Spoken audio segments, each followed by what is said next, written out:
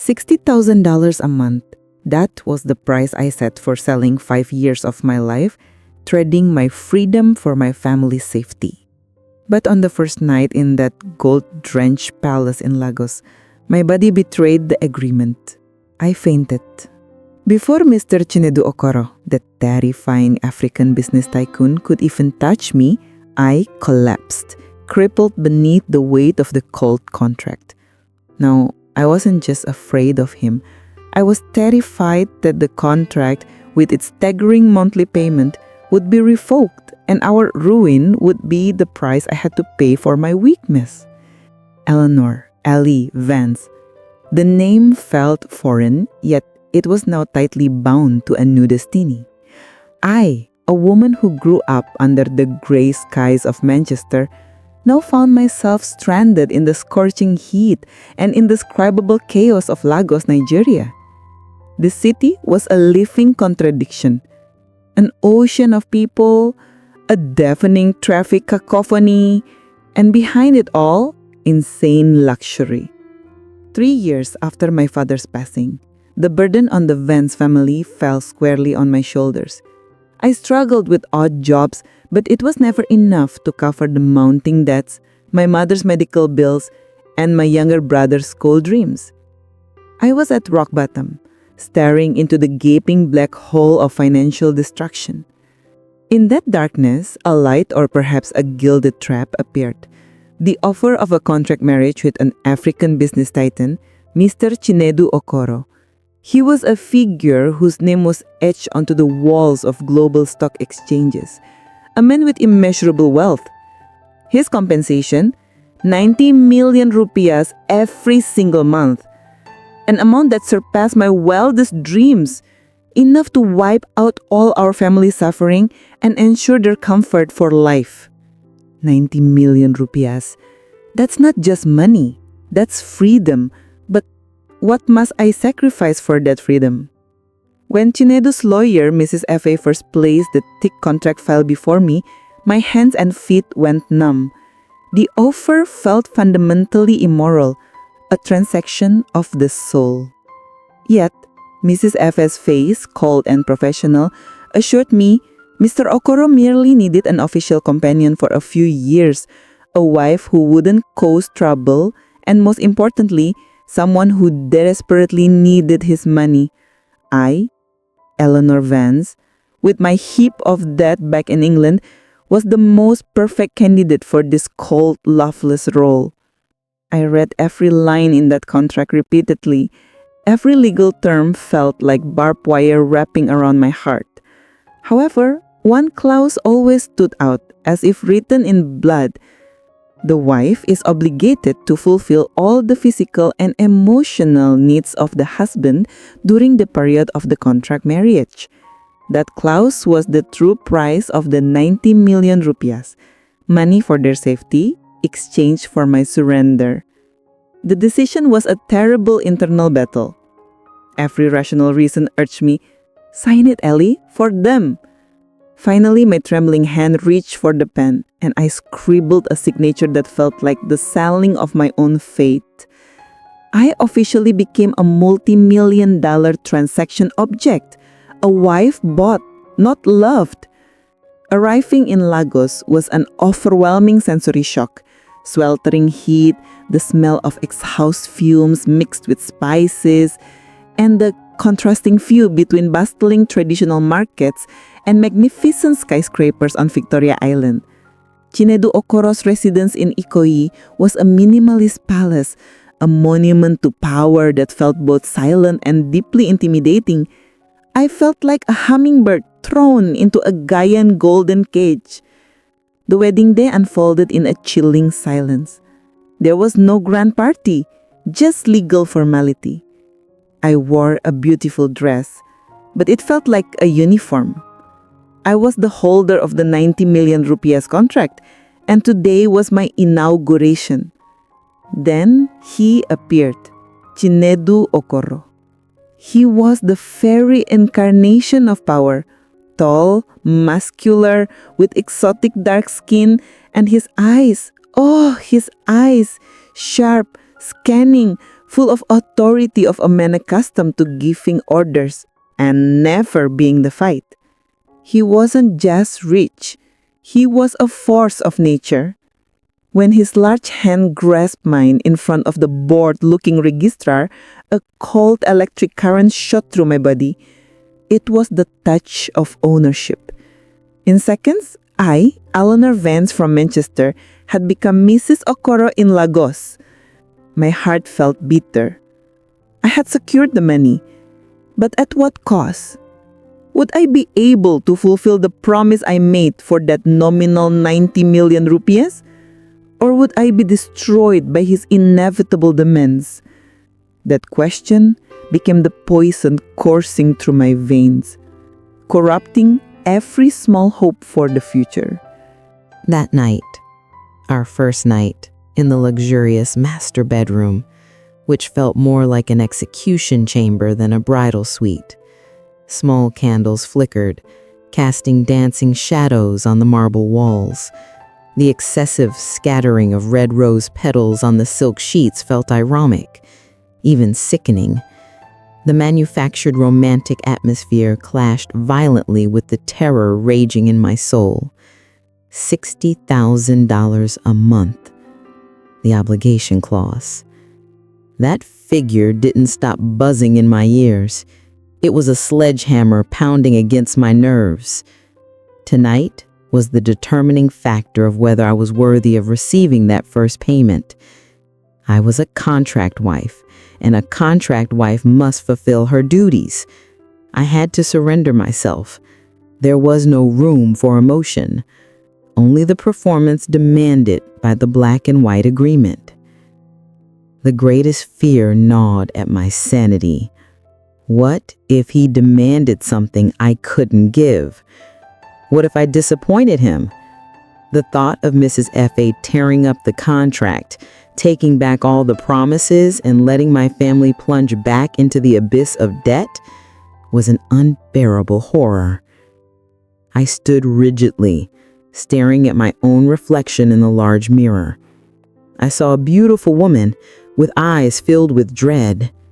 I had sold myself for the safety of others, and now the time had come to pay. The door opened and Chinendu entered. He was now only wearing a silk dressing gown, open at the chest, revealing a powerful physique. He looked like a statue of an ancient African deity, strong, dark, and utterly menacing. His aura of dominance filled the room, swallowing the oxygen I needed to breathe. He walked toward me with slow, calculated steps. His eyes, locked on mine, seemed to read every inch of tension in my body. Etched on his face was an expression I couldn't decipher, neither lust nor anger, but something cold and entitled. Eleanor. His voice caressed my name, yet felt more intimidating than a shout. You look terribly tense. This is only the beginning. He extended his hand. The touch was the signal that the contract was about to be executed. The veiled gentleness in his movement actually triggered my panic. I wasn't afraid of his touch, but of the meaning behind it, the fulfillment of obligations for the sake of the $90,000 a month. I was a robot, programmed for a function, and function failure meant termination.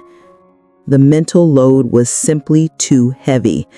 It was a combination of shame, fear of failure, and the unparalleled financial pressure. My head throbbed, and the world around me began to spin. The candles, the roses, Chinendu's face, everything became blurred, revolving in an irregular vortex. I struggled to stay upright, trying to recall the image of my mother's relieved face and my brother's future. Hold on, Ellie. This is for them. But my body gave up. My nervous system had overloaded, refusing to proceed with a surrender that felt like emotional suicide. I felt warmth in my knees. My vision darkened, and a thick darkness welcomed me, before I could utter a single word of resistance or agreement. I fainted, collapsing before him, defeated by the $90,000 contract. When I opened my eyes, everything was quiet. The silence itself was a luxury in noisy Lagos. I was already in bed. The silk blanket covered my body, feeling warm and comforting. The main bedroom light had been dimmed, and the scent of roses had faded. All the symbols of false romance had disappeared, leaving a space that felt more honest. I turned my head, and there he was. Chinedu Okoro sat on the sofa near the window, in the shadows, no longer in the dressing gown, but casual sleepwear. He was reading, looking calm, as if nothing extraordinary had happened. His commanding face now looked worried. I flinched, and my heart hammered rapidly, terrified of facing his wrath. This man must be furious. He had just spent a fortune, and I had failed completely on the first night. My contract would surely be terminated. "You're awake, Eleanor," he said, his voice sounding deep, but without the slightest hint of anger or disappointment. "You suddenly fainted. Did I truly scare you?" I couldn't answer. My saliva felt thick. I was just tired, sir." I offered the weakest excuse I could think of. The shame of my inability prevented me from telling the truth. Chinedu put the book down on his lap. He looked at me with a calculating gaze. Yet this time, I felt an unexpected tenderness. "You don't need to force yourself, Eleanor. The contract exists, I know, but I didn't buy a slave. I won't force you. If you're not ready, we can wait. Your comfort is more important." Those words struck me. Wait? How was that possible? I was a commodity priced at 90 million rupias, and he was willing to let me wait? My image of a ruthless tyrant demanding his rights instantly shattered. I only found a man who was strangely patient. The relief I felt was so immense that I almost cried again. However, instead of pure relief, the fear morphed into a deep curiosity. What mystery was hidden behind the patience of such a powerful man? Why did he pay so much just to wait for me? Couldn't he have any woman in Lagos without the need for a complicated contract and the drama of fainting? I began to doubt the entire narrative I had built around him. He got up, fetched a glass of water, and offered it to me. "Drink it. Call me Nidu. John is far too formal." Nidu. I grasped the glass, our hands briefly touching, and this time I didn't feel fear, just confusion. I whispered a thank you. That night, he returned to the sofa, working in silence, giving me the space I needed. I watched him from under the blanket. My body, which had been tense, slowly began to relax. I knew I had failed to fulfill my obligations, yet he rewarded me with understanding. However, in the darkest corner of my heart, doubt still resided. I knew the 90 million rupiah sum could not be forgotten. This kindness surely had a limit. When would his patience run out? And when that moment arrived, what would he demand? I wasn't sure if I could sleep peacefully under the threat of this invisible contract. The following days in Lagos were a mix of luxury and anxiety. Nedu often traveled for business, but he always showed consistent attention.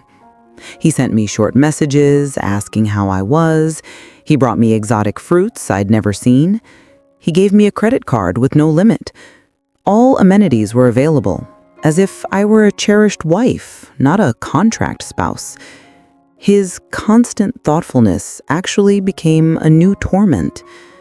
I felt guilty. I accepted all this kindness and money. The 90,000 Ra arrived in my account on time, but I couldn't deliver what was written in the contract. I remained haunted by fear, anticipating the moment he would finally make his demand. The mental tension felt like a thin thread that could snap at any moment. I became paranoid, always on guard whenever he came near. One evening, he returned early. I was sitting alone, reading a book. When he sat down beside me, my body instantly reacted, shoulders tensing, breath held. He noticed everything. "Eleanor," his voice was gentle yet insistent. "Stop acting this way. Tell me, what is it that makes you so afraid whenever I'm near you?" I choked up. The question was so direct, so penetrating. I looked down, unable to utter the shameful truth. "I'm afraid of you, not as a man, but as the contract holder." He sighed, sounding tired. "I've waited for days. I let you be calm, but you're still trembling." He leaned in slightly, taking my hand.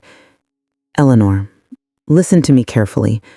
I didn't buy your body, Eleanor. I'm not forcing you. I saw you were desperate, and I only wanted someone to accompany me, someone to share the quiet in this too large house." Then the most devastating and liberating sentence was uttered. "The 90,000 Ra is not to buy your love, let alone your body. It is a guarantee that you and your family in England are secure while you agree to keep me company here." Tears streamed down my face. I couldn't hold them back. I had built a fortress of fear around this man, judging him by his power and the monetary value, when he was simply looking for a companion. I felt utterly ashamed of my narrow-mindedness. I realized the problem wasn't Nedu. It was my own acute fear of failure. That fear had made me faint. That fear had poisoned every moment in Lagos. I'm sorry," I sobbed. I'm afraid I can't meet your expectations as a wife. I'm afraid you'll be disappointed, and all this will end. I don't want to break the contract because my family depends on that money." Nedu got up, and this time he didn't retreat. He walked closer but only touched my shoulder gently, giving me strength. "Eleanor, listen to me carefully. I don't need you to be perfect. I just need you as you are. The 90,000 Ra is yours. The contract won't be voided just because you need time. I will wait." His sincerity slapped away all my doubts. I cried not out of sadness, but out of relief and hope. He didn't just give me money, he gave me understanding. I realized that the physical contract might have faded, but a new emotional agreement had now begun. I had to end my own internal terror and start trusting the man who had promised to guarantee my life. After that night of confession, everything changed drastically. The 1,000-ton weight that had been pressing on my chest was finally lifted. I was still the same Eleanor Vance, but now I look at Chinadu Okoro, Nedu, with different eyes. Whenever I look at him, I saw a stark contrast. A man who could buy the world, yet only desired silence at his side. Not as a master, but as a partner who was equally lost amidst all this luxury. Our relationship began to grow beyond the contract. I started daring to ask about his business, and he talked about the energy challenges in Africa. He taught me a little Yoruba, and I shared stories of my childhood in England. We laughed, we ate together. Every shared laugh and every story distanced us from the shadow of the 90,000 rupiah. But was this laughter strong enough to drown out my guilt? I realized I was no longer afraid of Nedu, but I was still afraid of the sacred value of that money. I knew that all this kindness could be withdrawn at any time, like a thread pulled from fabric. It was a trauma embedded in me. A person with that much money has the right to demand anything, and his patience must have an unwritten time limit. When would that hourglass run out? One warm afternoon, Nedu took me out for a drive. We walked along the Lagos coastline, enjoying the refreshing cool breeze. Nedu looked serene, far from the image of the always tense business giant. "Eleanor," he said, looking at me as we paused under a palm tree. "You used to think I was forcing you. You thought you bought my body. But look at us now. We're walking here with no coercion. I just want you to understand one thing. Your presence, your faith in me, that is something that cannot be bought even with 90,000 rupiah."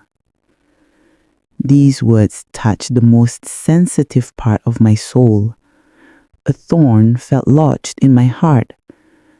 I had spent so much time judging myself based on the monetary value that I forgot I also possessed an intangible value. Value as a companion, as a conversational partner, as someone who brought calm into his high-pressure life. I looked at him. His strong face, his deep eyes, now radiated a gentle vulnerability. Was I truly starting to fall for the man I met across the contract table? Was this love, or merely mistaken gratitude? The emotional conflict made me tremble. That night, we returned home. After the long conversation in the park, I felt my heart filled with newfound courage. This was the moment. No more retreat. I had to sever the cords of fear that bound me.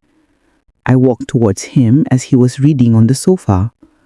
I wasn't trembling. I sat down next to him, moving closer, and for the first time, my hand reached for his. He was surprised, but he didn't pull away. I held my breath, awaiting the reaction that would determine my fate. "Nedu," I whispered, "I'm ready. I'm no longer afraid of the contract because I know you won't hurt me. I want to try to be your wife, not just on paper, but also in my heart, if you are willing to accept it." He smiled, a smile so genuine it took my breath away. I saw his eyes flash, a deep and hidden emotion, perhaps happiness, that he quickly masked. He didn't immediately demand his rights. He just held my hand tightly, giving me reassurance. "That is more than enough, Eleanor. We will get through this together, slowly." Tears of relief and hope fell. I knew this turning point was the biggest gamble of my life, far greater than signing the contract itself. I realized that the 90,000 rupiah had brought me to Lagos, but Nedu's understanding, patience, and promise of sincerity were what would make me stay. I no longer slept under the shadow of the contract, but under a fragile yet precious promise. I slept beside Nedu that night, and for the first time since arriving in Lagos, I slept soundly, knowing that the journey which began with money had now opened a path to something far more valuable.